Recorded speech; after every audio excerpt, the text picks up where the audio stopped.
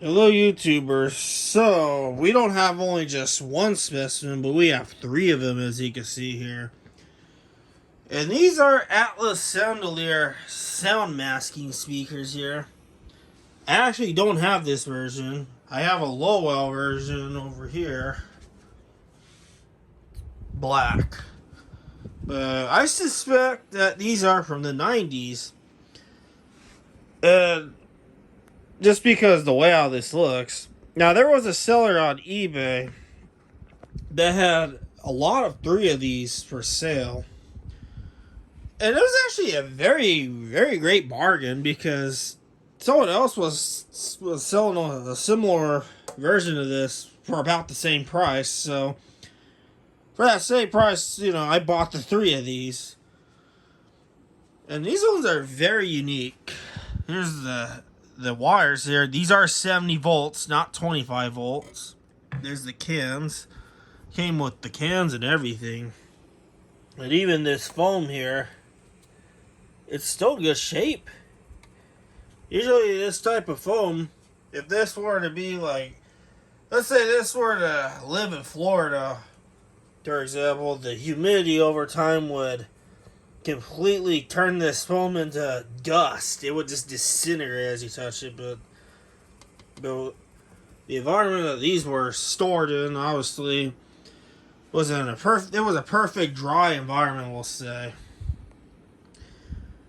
And also, it came with a bunch of these chains and hooks and whatnot, so I don't plan on hanging them up anytime soon, but it's good to keep the hardware. Now, I did open one of these up because obviously I have three of them, just to see what the inside looks like, and there's the can. Looks like it got some kind of tar or Flex Seal to stop the can from resonating, along with this piece of wool insulation. Which I'm surprised that the SHS 6T2 does not have something like this. It just has a piece of foam, like a rubber foam sheet in there. I would expect something like that to be in there, but they did it with the sound masking speakers for whatever reason. Now, the magnet, of course, doesn't have any information, but I can already tell you right away that this is a C5 driver because this is totally a 5-ounce magnet. And look at that basket. It's just shiny. It's like brand new because it's never been exposed to the elements and whatnot. It's like brand new. And I can't see what the cone looks like, but I'm gonna assume that it has a dome dust cap, not a wizard cone, because, well, these are sound masking speakers. You were not gonna really use these to play music and whatnot.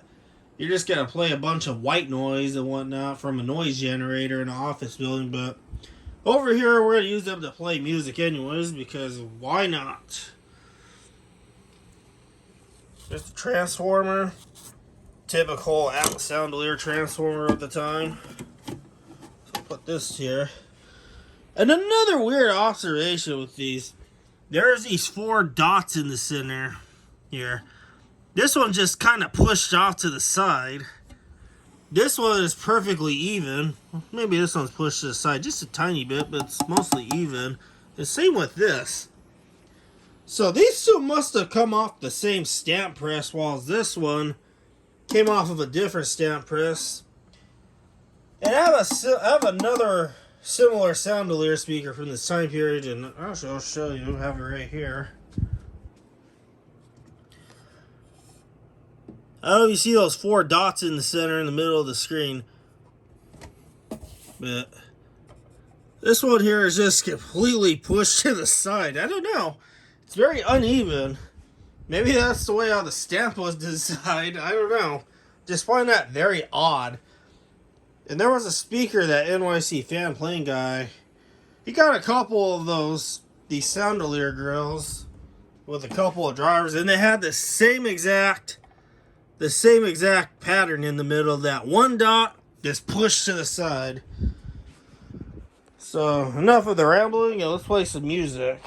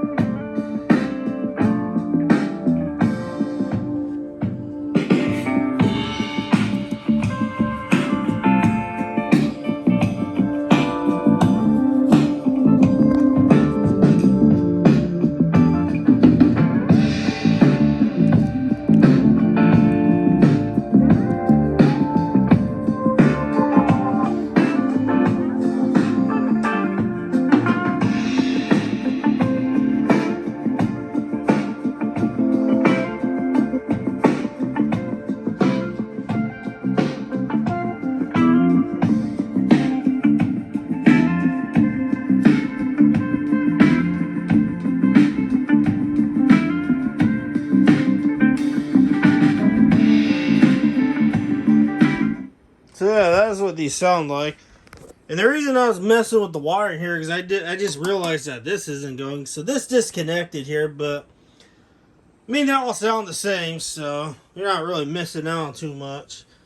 I like these black grills in the can. I don't know why, it just adds depth to the room.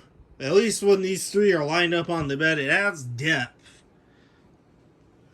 So, yeah, that is these 3 Soundolier sound masking speakers here. And there will be a archive.org link of some songs playing on these, on all 3 of these speakers to get the idea of how much bass these produce. They do produce a pretty decent amount of bass for a C5 driver. Hope you guys enjoyed this video.